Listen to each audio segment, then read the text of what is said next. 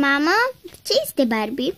Mă gândeam dacă mă lași cu fetele să cumpărăm ceva. Ceva exact. Este o oglindă, mai bine spus, de aranjat. Este foarte mare. Păi bine, dar ție îți dau $800. Îți ajung? Da, să vedem ce mai au și fetele. Bine. Mulțumesc, mama. A venit, fetelor. Bun, credeam că nu mai vii. Deci, aici este. Da, uite. Wow. Ok, să vedem cât costă.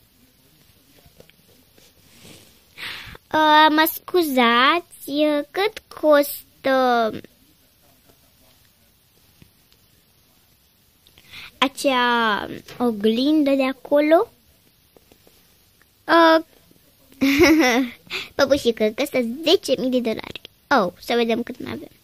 Deci, fetelor, voi cât aveți? Eu am $500, eu 700. Oh, păi eu am 800. Așa, $700 plus $500 fac $12.000. Ok. Și plus $800 sunt $19.000. Bun, păi ne ajung. Și ne mai rămân încă $900. Da, avem aici. Mulțumim. Păi, acum trebuie să vedem cum o luăm. Da, mai bine chemăm un camion. Ok. Ok. Păi, acum avem. Deci,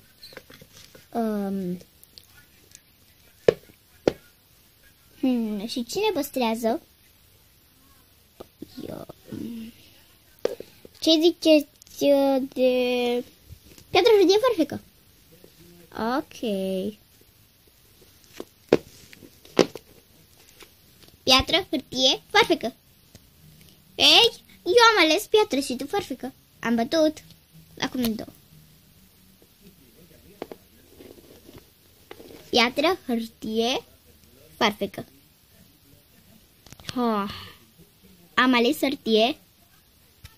Și tu farfecă, firească. Păi, așa nu. Așa nu ajungem nicăieri. Păi, ar trebui să o punem într-un loc unde să ne regăsim acolo mereu și acolo să o găsim toate. Da, e o idee fantastică, dar unde? Acolo.